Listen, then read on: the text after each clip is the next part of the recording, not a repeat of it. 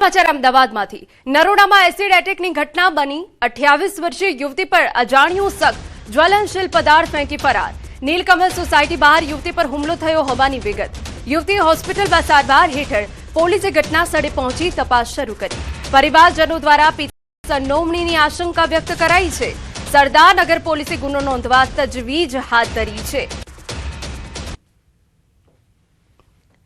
तो युवती होस्पिटल में सारवार हेठळ छे। जो कि परिवारजनोए पिता पर आशंका व्यक्त करी छे। संडोवणीनी आशंका व्यक्त करवामां आवी छे। अमारा संवाददाता मौलिक વધુ વિગતે વાત કરવા જોડાયા છે। મૌલિક, પૂરી વિગત। એના મોડી રાત્રે 8 વાગ્યાના સુમારે નરોડા નીલકમલ સોસાયટી આવેલી છે, ત્યાં આગળ એસિડ એટેકની ઘટના બનવામાં આવી હતી। 28 વર્ષીય યુવતી પોતાના પરિવાર સાથે નીલકમલ સોસાયટી રહે છે અને તે દરમિયાન કોઈક સામાન લેવા માટે ઘરની બહાર નીકળી હતી। ત્યારે બુકાનીધારી શખ્સ જે બાઇક પર તેને એસિડ જેવા જ્વલનશીલ પદાર્થથી મહિલાના માથાના ભાગે એટેક કર્યો હતો અને ત્યારબાદ તેઓ ત્યાંથી ફરાર થઈ ગયો હતો। જો કે મહિલાને ત્યાં તાત્કાલિક બળવામાં આવતા સ્થાનિકોએ રાહદારીઓએ 108ને જાણ કરી હતી અને ત્યારબાદ તેને સારવાર માટે મોકલવામાં આવી હતી। જો કે ત્યારબાદ સિવિલ હોસ્પિટલમાં તેને સારવાર માટે ખસેડવામાં આવે। જે સારવાર ચાલી રહી હતી તે દરમિયાન જ તેની માતા દ્વારા એવો આક્ષેપ કરવામાં આવી રહ્યો છે કે તેના પિતા દ્વારા આ પ્રકારનું કૃત્ય જે છે તે કરવામાં આવી હોઈ શકે છે। આ પોલીસે પણ અલગ અલગ દિશામાં તપાસ શરૂ કરી છે। આસપાસના સીસીટીવી ફૂટેજ તપાસવામાં આવી રહ્યા છે અને જે ગુનેગારી શખ્સ છે તેને પકડવા માટે ચક્રો ગતિમાન કર્યા છે। બીજી તરફ ફરિયાદ નોંધવાની કાર્યવાહી જે છે તે પણ મોડી રાત્રે કરી લેવામાં આવી। આ અગાઉ પ્રાથમિક પૂછપરછમાં એવું પણ સામે આવ્યું છે કે આ મહિલા જે છે તેને પતિ વિરુદ્ધ પણ 1.5 મહિના પહેલા આ પ્રકારની એસિડ એટેકની ઘટના બનવા પામી હતી। તો શું કોઈ સંજોગ હતો અથવા તો કોઈ જાણભેદુ દ્વારા આ પ્રકારનું કૃત્ય વારંવાર કરવામાં આવતું હોય તે પ્રકારે પણ પોલીસ તપાસ કરી રહી છે। બિલકુલ આભાર। તો જાણભેદુ પર આશંકા છે, જો કે પોલીસે વધુ તપાસ હાથ ધરી છે। સમાચારમાં આગળ વધીએ। અરવલ્લીના ભિલોડામાં ચેઇન સ્નેચિંગની ઘટના બની। વૃદ્ધ મહિલાના ગળામાંથી સોનાનો દોરો ખેંચ્યો। બાઇક પર આવેલા ઈસમો ચેઇન ખેંચીને ફરાર। અંદાજે 4 લાખનો સોનાનો દોરો લૂંટી ભોગ બનનારે પોલીસ ફરિયાદ આપી હોવાની વિગત। તો આપણે એ દ્રશ્યો બતાવી રહ્યા છે। ભિલોડામાં ઘટના બની છે, ચેઇન સ્નેચિંગની ઘટના બની છે। મહિલાના ગળામાંથી સોનાનો દોરો ખેંચ્યો અને આપણે સીસીટીવી ફૂટેજ બતાવી રહ્યા છે। જો કે સીસીટીવી ફૂટેજના આધારે હવે પોલીસે વધુ તપાસ હાથ ધરી છે। બાઇક પર આવેલા કેટલાક લોકોએ ચેઇન સ્નેચિંગની ઘટનાને અંજામ આપ્યો। સમાચારમાં આગળ વધીએ। લદ્દાખના જોજિલામાં ભારે હિમસ્ખલન થતા દુર્ઘટના। ઘટનામાં 3 લોકોના મોત થયા, 4 લોકોની હાલત ગંભીર। જોજિલા ખાતે અનેક વાહનો હિમસ્ખલનની ઝપેટમાં, બરફમાં દબાયા અનેક વાહનો। પ્રશાસન દ્વારા રાહત બચાવ કામગીરી પૂરજોશમાં કરવામાં આવી રહી છે। તો આપણે એ દ્રશ્ય બતાવી રહ્યા છે કે જ્યાં બચાવ કામગીરી પૂરજોશમાં ચાલી રહી છે। એક તરફ કે જ્યાં બરફ હટાવવાની કામગીરી ચાલી રહી છે, જેટલા લોકો દટાયા છે તેઓની મદદે હવે ત્યાંનું સ્થાનિક તંત્ર આવ્યું છે। 4 લોકોની હાલત ગંભીર છે, 3 લોકોના મોત થયા છે। બરફમાં દબાયા અનેક વાહનો, જેને બહાર કાઢવાની કામગીરી હાલ પૂરજોશમાં ચાલી રહી છે। સમાચાર પાટણમાંથી। સાંતલપુરના ઉંદરગઢા ગામે ખેતરમાં આગનો બનાવ। ખેતરમાંથી પસાર થતા વીજ વાયરમાં શોર્ટ સર્કિટ થતા આગ લાગી। ખેડૂતે તૈયાર કરેલા ઘઉંના ઊભા પાકમાં આગ લાગી। ખેડૂતના મોઢે આવેલ કોળિયો છીનવાયો। આશરે 4 વીઘા વાવેતર કરેલ ઘઉંના પાકમાં આગ। તૈયાર પાકમાં નુકસાન થતા ખેડૂતનું આક્રંદ। નુકસાનીનું વળતર આપવા ખેડૂતની માંગ। સમાચાર અરવલ્લીમાંથી। ડુંગર પર આગ લાગ્યાની ઘટના બની। શામળાજી મેશ્વો ડેમ પાસેના ડુંગર પર આગની ઘટના બની। આગ લાગતા વનરાજીને મોટું નુકસાન। આગ ઉપર કાબુ મેળવવા પ્રયાસ ચાલુ। આગ લાગવાનું કારણ અકબંધ। હોળીના પર્વ બાદ ડુંગર ઉપર આગ લાગવાની ઘટનાઓમાં વધારો। તો આપણે એ દ્રશ્ય બતાવી રહ્યા છે અરવલ્લીમાં કે જ્યાં આગ લાગી છે। એક વિકરાળ આગ ફાટી નીકળી છે, પણ કયા કારણોસર આગ લાગી તેની કોઈ સ્પષ્ટ વિગત નથી। ડુંગર ઉપર આગ લાગ્યાની ઘટના બની હતી। આપણે દ્રશ્યો બતાવી રહ્યા છે।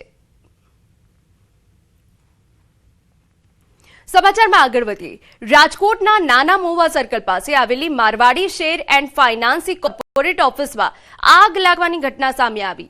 આગ લાગ્યાની જાણ થતાં તાત્કાલિક ફાયર વિભાગ ઘટના સ્થળે દોડી આવી અને 5 જેટલા ફાયર ટેન્કરનો મારો ચલાવી આગ પર કાબુ મેળવવામાં આવ્યો। ઘટનાની જાણ રાજકોટ મહાનગરપાલિકાના ડેપ્યુટી કમિશનર સહિત ઉચ્ચ અધિકારીઓને થતા સ્થળ પર દોડી આવ્યા. જો કે સદનસીબે આગ લાગી ત્યારે ઓફિસ બંધ હોવાથી મોટી દુર્ઘટના અટકી. ઇલેક્ટ્રિક પેનલમાં શોર્ટ સર્કિટ થવાના કારણે આગ લાગી હોવાનું અનુમાન. થોડી મિનિટોમાં કાબુમાં આવી ગઈ હતી. અત્યારે બિલકુલ કોઈ જાનહાનિ બી નથી અને કાબુમાં છે. કોઈ પરિસ્થિતિ કંટ્રોલમાં છે. પેનલમાં આગ હતી એટલે શોર્ટ સર્કિટ ગાડી હતી. મોટી ઓફિસ હતી. આપણને થોડો ડર હતો મોટી આગ છે પણ સદનસીબે કોઈ મોટી બાબત નથી. હાજી. અન્ય મહત્વના સમાચાર. અમદાવાદમાં બેફામ રફતારનો કેર. ભગવાન બ્રિજ પરનો અકસ્માતનો વિડીયો સામે આવ્યો. એ વિડીયો અમે આપને બતાવી રહ્યા છે.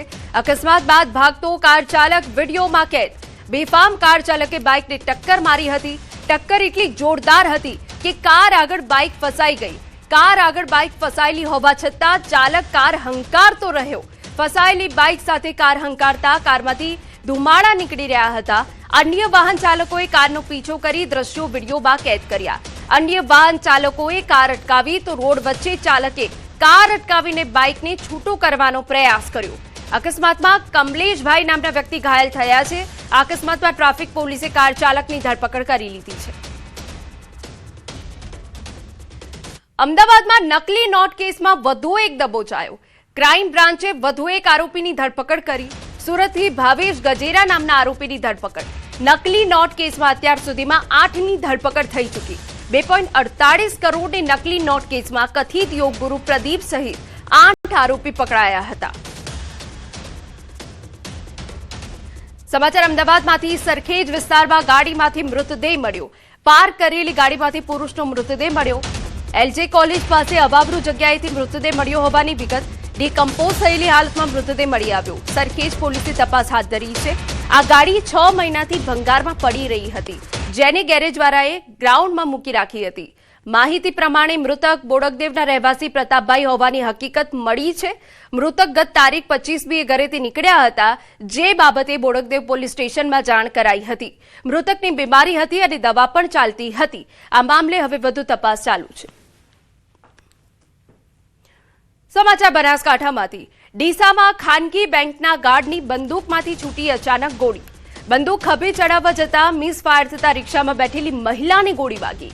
મહિલાને પીઠના ભાગે ગોળી વાગતા ગંભીર ઇજાગ્રસ્ત થઈ.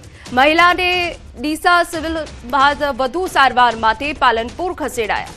ઘટનાની જાણ થતાં પોલીસ સ્થળ પર પહોંચી. પોલીસે સિક્યુરિટી ગાર્ડની હથિયાર સાથે અટકાયત કરી વધુ તપાસ હાથ ધરી છે. એ પાછળ બેઠા હતા ટેબલ ઉપર, બેંકની બાજુમાં અને રિક્ષા બાજુમાં પડી હતી, તો એને ડાયરેક્ટ સીધી ફાયરિંગ કરવામાં આવી છે. કઈ જગ્યાએ ઘટના બની છે? ઘટના બની ફુવારા. અન્ય મહત્વના સમાચાર. દારૂ સંતાડવા માટે બુટલેગરનો કિમિયો ફેલ થયો. ગીર સોમનાથના મોટા ડેસર ગામમાં પોલીસે રેડ. મકાનની ઓસરીમાં ટાઇલ્સથી નીચે ગુપ્ત ખાનું હતું. ટાઇલ્સ હટાવતા ભેદી ગુપ્ત ખાનાનો ખુલાસો થયો. ચોરખાનામાં વિદેશી દારૂનો મોટો જથ્થો ઝડપાયો. પોલીસે દારૂના જથ્થા સાથે એક આરોપીને દબોચ્યો. સ્થળ પરથી પોલીસે વિવિધ બ્રાન્ડની દારૂની 155 બોટલ અને 10 બિયરના ટીન કબજે કર્યા. કુલ રૂપિયા 23,750 દારૂ અને 5,000નો મોબાઈલ સહિત કુલ રૂપિયા 28,750 મુદ્દામાલ જપ્ત કર્યો. ઉના પોલીસે ફરિયાદ નોંધીને વધુ તપાસ હાથ ધરી છે. સમાચારમાં આગળ વાત કરીએ તો બનાસકાંઠામાં શિક્ષણ જગતને લાંછન લગાડતી ઘટના બની છે. વડા હાઈસ્કૂલના શિક્ષક નશાની હાલતમાં ઝડપાયા. શાળાના પટાંગણમાં શિક્ષક યશવંત ચૌધરી લથડિયા ખાતા ઝડપાયા. નશામાં ધૂત શિક્ષકને ગ્રામજનોએ પકડી પોલીસ હવાલે કર્યો. થરા પોલીસે દારૂડિયા શિક્ષક વિરુદ્ધ ફરિયાદ નોંધી.